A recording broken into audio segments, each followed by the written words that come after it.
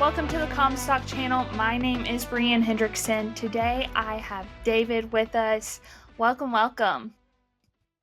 Glad to be here. Thanks for joining us on this live today. I have you on. We're going to talk all things carbon pipeline. First, just kind of give us your rundown of your involvement in this. Well, I guess what I'd like to talk about is it's been a controversial issue in many ways, but why there is a actual economic justification for the ag economy for these CO2 pipelines. And we have a problem right now with supply versus demand for corn. And we probably noticed lately that the corn market's been very weak. And that is because this year, despite even the drought, we planted enough acres that we've created a burdensome supply situation. Our carryover has increased nearly 800 million bushel from last year.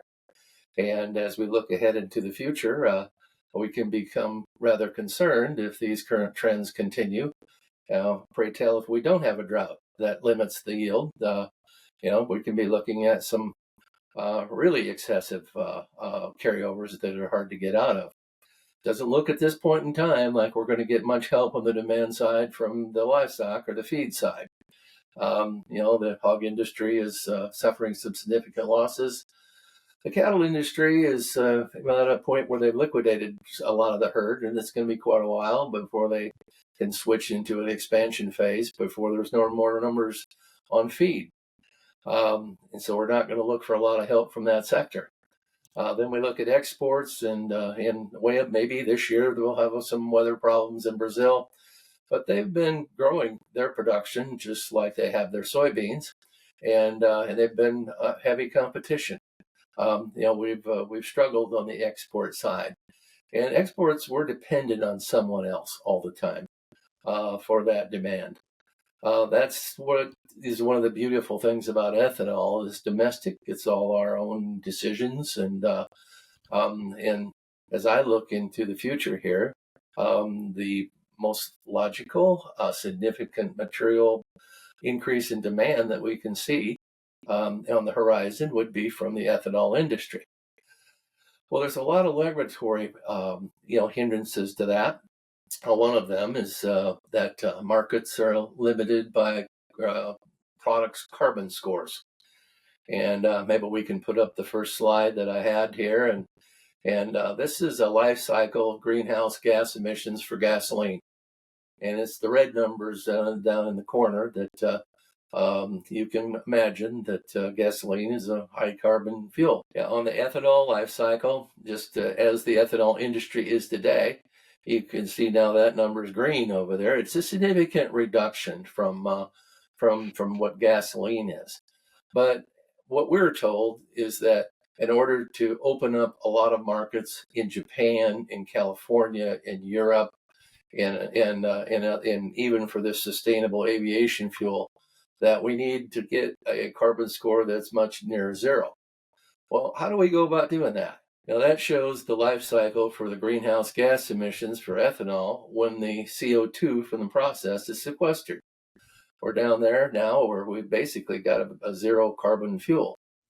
And we can see not millions of bushels increase in corn demand as a result of that, but hundreds of millions of bushels as we look out here. And I don't know anything else that's going to give us, that kind of a growth to corn demand. Our trend line yield on corn, when I started farming, give away my age here a little bit, I was getting 140 bushel per acre. Well, this year I did have a record yield, but the farm did 261. And I would anticipate that those trends are going to continue to grow. And so therefore what we're going to need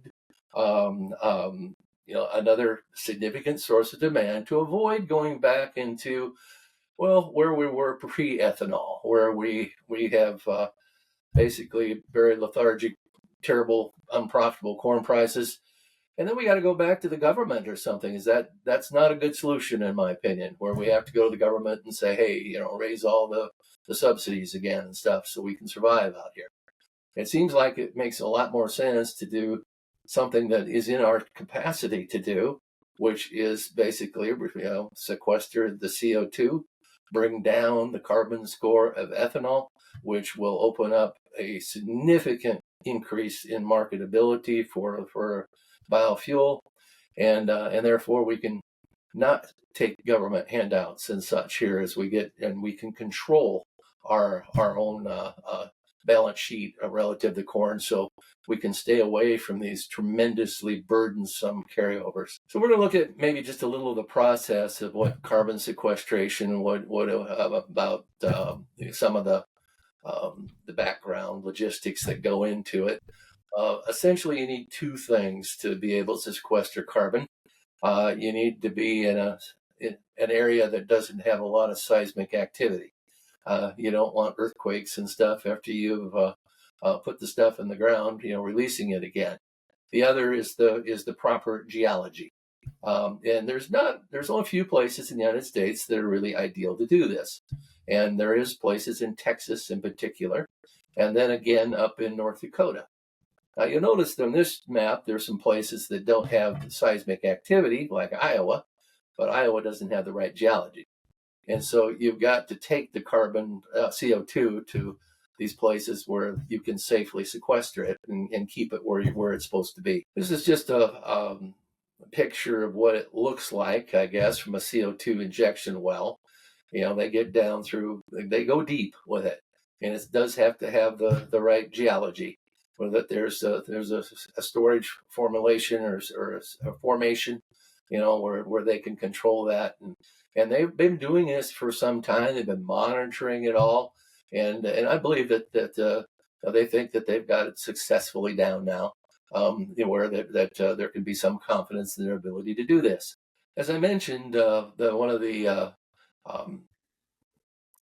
most appropriate locations in the United States to sequester CO2 is in North Dakota. And the North Dakotans, their governor and other ones up there, they understand that more than anybody.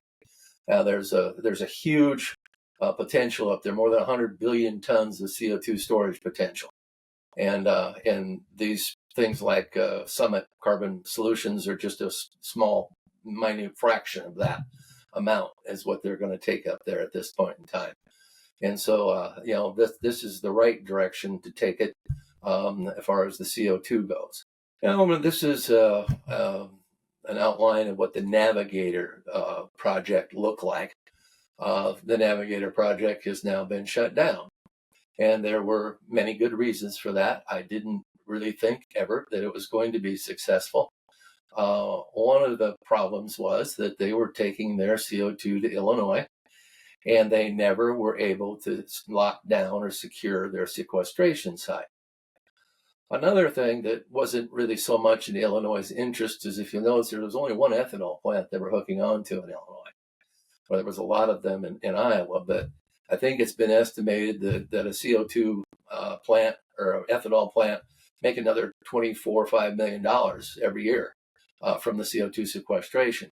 Well, Illinois only have one plant, well, most of them are in Iowa. And so this project, when they're taking it to Illinois, would mostly benefit Iowa. The other thing was in just the culture of this entity. It didn't connect with farmers. It didn't pay what what I believe that easement should be worth, and so it subsequently failed. And I think I even predicted that at the time that their model was not going to work, and as the way it is. So. Now we're going to look at the Navigator system, and it's quite possible that some of those ethanol plants in Iowa, or that were previously going to hook on to the Navigator pipeline, may end up hooking on to the Summit pipeline. The Summit pipeline is now secured, their CO2 sequestration site in North Dakota. They have 80% now. They announced this week of voluntary easements in North Dakota. They had an issue earlier for getting regulatory approval. They were too close there's a backstory to it, but they had to move a little farther away from Bismarck and go around Bismarck. And they're now been asked, even I think, to reapply, and I think they will get approval there. As far as Iowa is concerned, the IUB, I think, will be making a ruling so shortly after the first of the year. I think they're over like 75% approval right now of voluntary easements, and so this project is, and I think they've had some issues in South Dakota. Initially, were turned down there, but most of the efforts, the roadblocks that have been thrown in front of them, are failing. And I think that if Iowa's IUB approves it, I think South Dakota will eventually do so as well. There's been some county lawsuits that have been attempted to change ordinances and stuff after the fact to try to block Carbon Summit.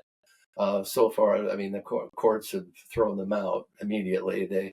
The situation is, let's say that okay, you're any company, you're just making a widget, and you're looking at what's the regulatory environment and the rules of operation in the state of Iowa, whatever, for me locating a plant there and making widgets, and then you analyze it all, and gosh, it doesn't seem to be any problem. You've met all the regulations and the conditions, and so therefore you make an application and you begin your project.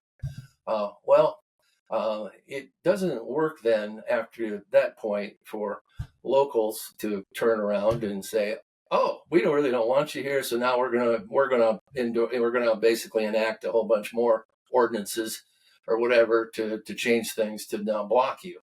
And it's not really surprising that the courts have thrown that out, and that is what's happening. And I mean, it's I think there's probably 20. Well, if there's 75% have given voluntary easements, the situation then is there's 25% that haven't. Of that 25%, it's probably 15% of those are just kind of sitting on the side waiting, and there's 10% or so that are really avid opponents to this.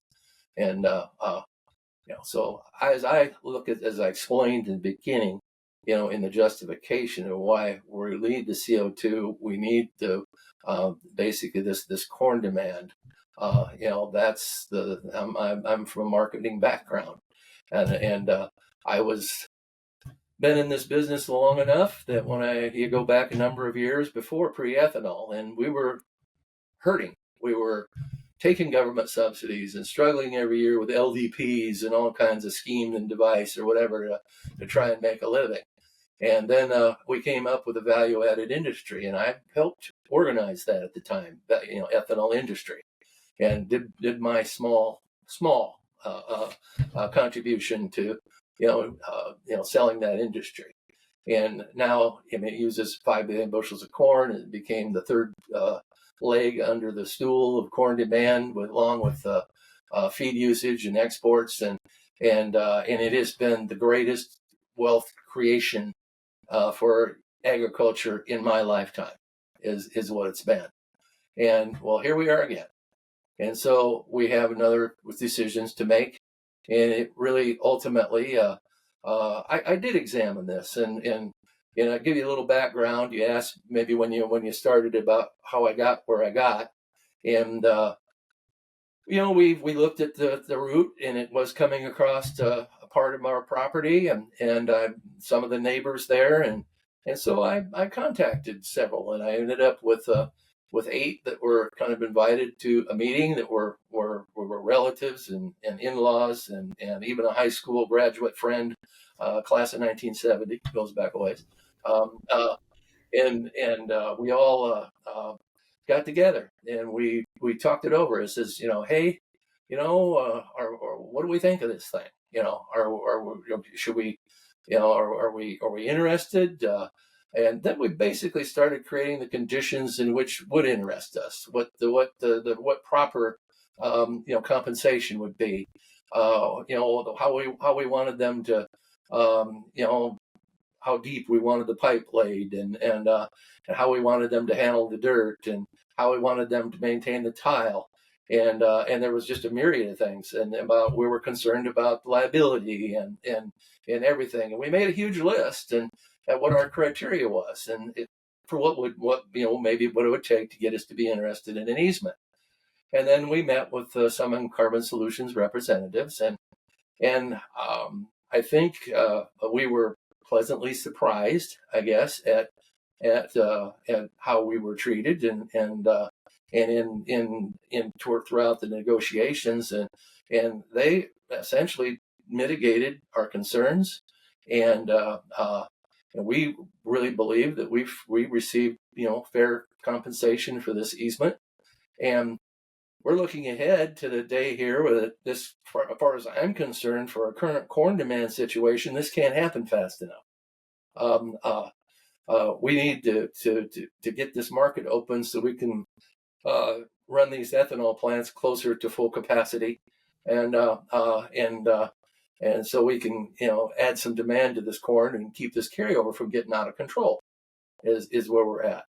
Every time we put in an ethanol plant, what has happened is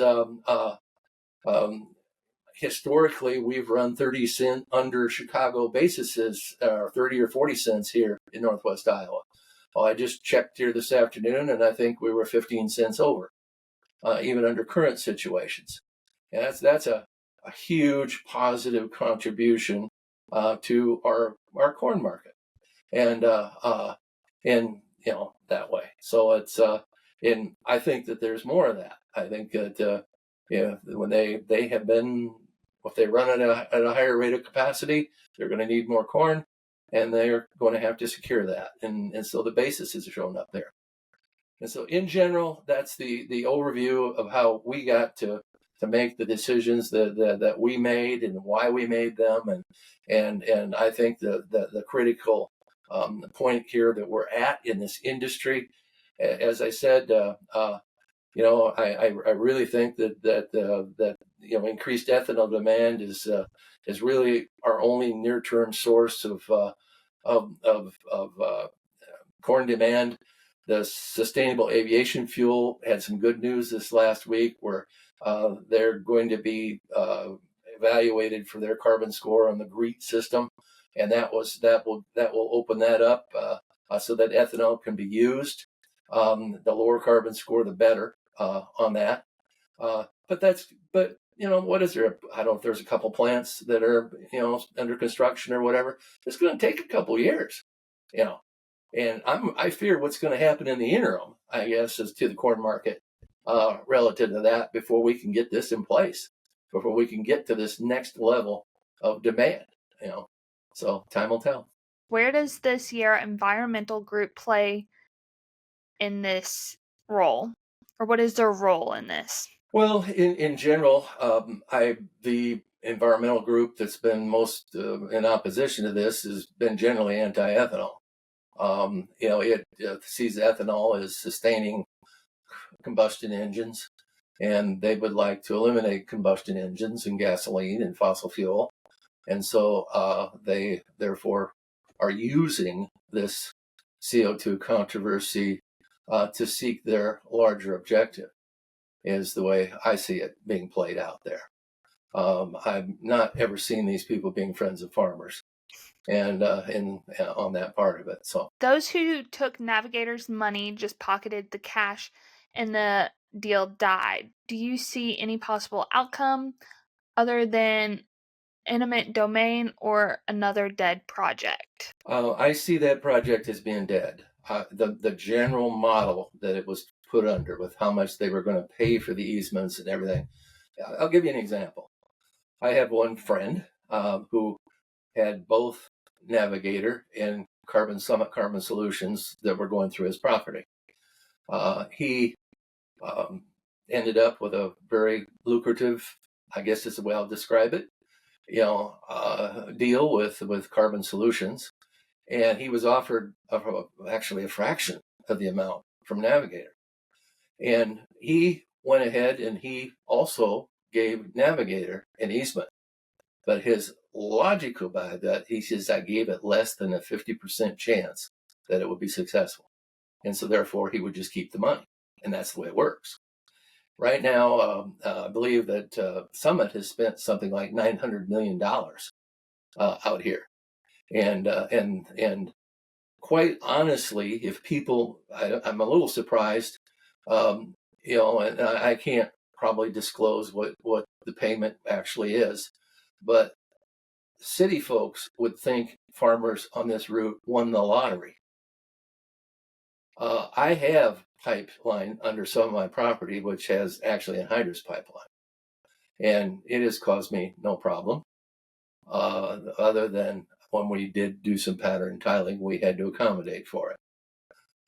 They checked the safety of it. They called me up even last, I think it was last spring, and said that their pig that they run through it had found some weak spot, and they were going to be coming in and repairing it, which they did, or whatever.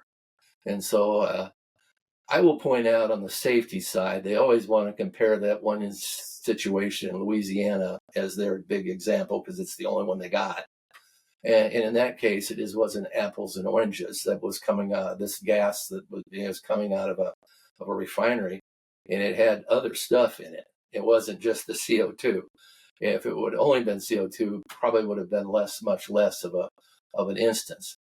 The other thing I would point out that I don't know how many got new vehicles, but if you let's just say we'll go back and you got a 2010 pickup, and then you're going to go in and buy one today. Would you say that the one you're going to buy today wouldn't have substantial safety features that far exceed the one you did in 2010? Well, they're going to put the new technology and the safety technology into these pipelines. And you're buying a 2023 pipeline is what you're buying, not a 2010 one or a 2001 or whatever. And so I think that, I have some confidence in the safety that these people will do a good job with it. I guess it's up to each individual, believe it or not. So it's their choice. With the summit being a little bit more successful, obviously more than the Navigator project, do you see more projects coming along now that one is starting to make way, or do you think it's just going to be one for right now and then later on down the road? I guess what I see right now is Summit Carbon Solutions completing their project. And then there might have to be a separate entity or project that will pick up some of the Navigator lines. They had some large partners in there. Poet, for example, with their plants. I cannot see Poet with all their plants being shut out of this CO2 benefit or revenue, nor do we want them to be. They need to find a vehicle so that they can participate in the CO2 sequestration from their plants. For us to get full value of this on the demand side is where it is. And so I don't know if there might be some small add-ons of a plant here and there into the Carbon Summit one from those plants now that they're that the Navigator thing is dead, and it's not going to be resuscitated. But there are. This is like a $5.5 billion project for Summit, and they have John Deere and Harold Hamm and whatever the major investors inside it, and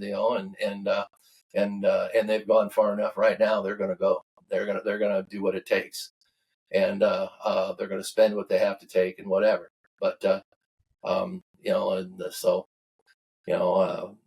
guess we'll see. But ultimately, if there is another project, it would be to pick up some of the the plants that were on the failed Navigator project, and whether they could be incorporated into the Carbon Solutions project or not, or to what degree, I do not know. I don't think they know yet. I think I did ask this question to Summit.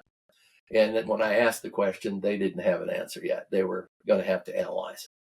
They made some of these pipes, with larger capacity, with the idea that they potentially could, over time, maybe increase the amount of CO2. But actually, I don't know that they expected Navigator to fail, but that's a pretty good chunk to have to incorporate into the system. And there'll probably have to be some accommodation made. Won't carbon storage projects like this just encourage companies to emit more carbon?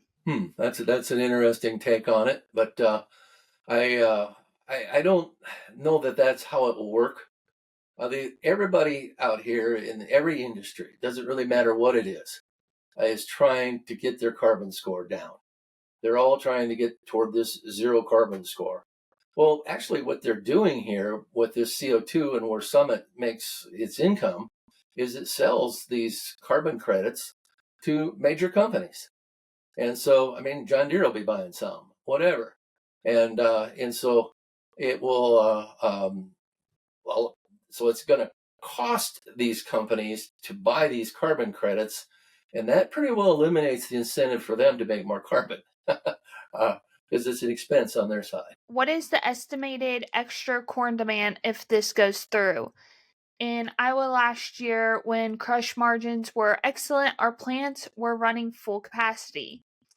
Where will fuel demand come from if plants want to expand with this new income on their end? Well, that'll be interesting. I don't know if there'll be a lot of new plants built, but I'm going to suggest that most all the existing plants for an added investment, if they've got the revenue from it, can significantly increase their capacity.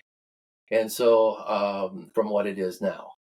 And so, I mean, we're looking at, what is it, 5 billion, is where we're at now. I've heard some estimates of maybe 2 to 3 billion bushel is over, and that would include the whatever we're looking at with the sustainable aviation fuel and stuff. And so, and the way it looks, we're going to need it. If you can extrapolate a 3 billion bushel carryover for a year from now, if we don't cut back corn acres enough, and we got a trend line yield.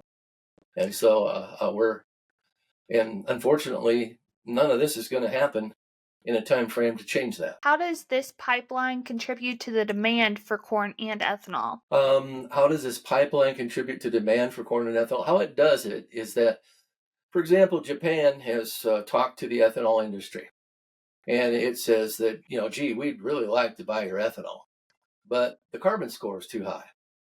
But if you could bring us, if you could make ethanol with a lower carbon score, we will buy it. Again, California imports its ethanol from Brazil. Evidently, they think through their calculations in California that the Brazil's ethanol has a lower carbon score than ours in the Midwest, and so we will gain those types of markets. I guess GREET is going to make ethanol qualify for aviation, for the sustainable aviation fuel, but the lower the carbon score, that adds value to it, and it'll make it much more readily the base fuel for that, and that continues to go on and on into Europe. Europe doesn't accept a lot of our ethanol. There's blocks of it and stuff, for carbon scores. And so we can get this carbon score down to a level where CO2 sequestration would put it. We will open up an enormous amount of markets worldwide. And the beauty of it is that we can do this ourselves. It actually makes us more energy independent. We're to the point now where we're the largest oil producer in the world, and we're now moving into an export position there. And so this is to our benefit that way too, from a national security standpoint, if we can produce more of our own fuel. And I've always pointed out that we've never had a hurricane bother the ethanol industry, where sometimes there's risk there to the petroleum industry. And so we gain a lot of depth, I guess, in our energy independence, if we can come with a larger amount of ethanol. There is a lot of chatter starting about site sequestration. Many believe this will be a more viable avenue because it doesn't require a pipeline. Are you hearing anything official on this? I guess I got to quite understand the question, but they're saying that there's some other type of sequestration, but these situations would be pretty local. maybe one plant somewhere would do it. There are a few other avenues toward sequestration, but for a plant to do the development and make it happen, it just isn't going to happen on the scale that we have to have it. It's just, here and there, somebody's going to come up with something and try something, and that's fine. But it's going to be even farther down the road. And it's not going to be of a scale that we need to basically meet the problem that we have coming at us. All right, and then I got another question in. They asked, what are your farmers saying about the 45Z tax credit from ethanol plants? I got to maybe educate myself on that just a little bit more. I mean, I've heard of this 45Z thing, but I guess I can't answer that right off the top here on that. I have to go back and research it. I did go to the carbon conference in Des Moines too, and that was one of the topics. And for some reason or another, I guess I didn't listen closely enough. Sorry. Overall, what would you like people to know about all of this? I guess I'd like them to understand the big picture as to, what we have a real problem, what we're going to have to deal with here with this burdensome carryover supply of corn that we're extremely poised, that it's going to get worse. I do not want to fall back into those good old days when corn was $3 and we were getting LDPs and we were begging the politicians in Congress for a farm bill, to keep us in business. That's what the whole ethanol industry was all about, and was a value added so that we could free ourselves from that bondage of Washington in subsidies. And here is a way that it can happen. And I think that just as we got behind the ethanol industry, this is just the next phase of where this is that can get us where we need to be to basically absorb this great productivity that we have, as far as corn production, in the United States, and continue to support our tax base, continue to support land values. As I said, the ethanol industry has been the greatest contributor to wealth in my lifetime. I go back and we had Norman Borlaug with the Green Revolution, and maybe there was another couple of things in there that were. I mean, there was a time when exports really took off on the United States, great grain robbery and things like that. But this, is in that category, is what it is to the ethanol industry, and this is just the next phase of it, and it's all. It isn't that they have to go and get anything from the government at this point in time. It's all there in the existing law, and to make this happen. And so I'm glad that we have a solution like this, because I'm happy that we do, as I don't know what else it would be. Will carbon sequestration in this country really make that much difference worldwide if China and India don't get on board? Well, I hope that China and India do get on board. I think that that's a big picture, and I can't solve all the world's problems, but I'm looking at the problems that we're facing right here and recognizing this as a solution to that. And I guess that there'll have to be minds much smarter than I and diplomats and such that make this happen otherwise. But I'm not going to be defeatist or whatever from the standpoint that, oh gosh, India is going to ruin all this. I hope this has a benefit to, I hope there is a benefit. I can't imagine that in many ways that it doesn't. I mean, by sequestering, CO2. But as far as it solving, climate change, no. That's just going to be, but that's just going to be one part of it. We're going to have to keep working. Do you think that China and other countries will, once we kind of get more laid out, jump on board? Or do you think, are they just kind of waiting for us to do it? I think India will even buy our low carbon ethanol. That's where it's at. And China probably will too. By exporting this ethanol, basically that is the next way we export corn. And we can have a whole another I guess seminar here on how we've kind of we've lost our dominance in the export market, and we lost it in soybeans, and corn is going in exactly the same direction and quicker than people realize. And I'm going to go clear back again, to if I saw help coming from the livestock industry, but I don't, and so this is the thing that jumps out, that it has a material capability to make a real difference, for corn demand and keep us solvent and growing here in the Midwest. All right, that'll do it. I want to thank everybody for jumping on live today. David, thank you for also jumping on live with me. Hope we can do this sometime soon. I'll be glad to come back. You can find us on Facebook, YouTube, and TikTok.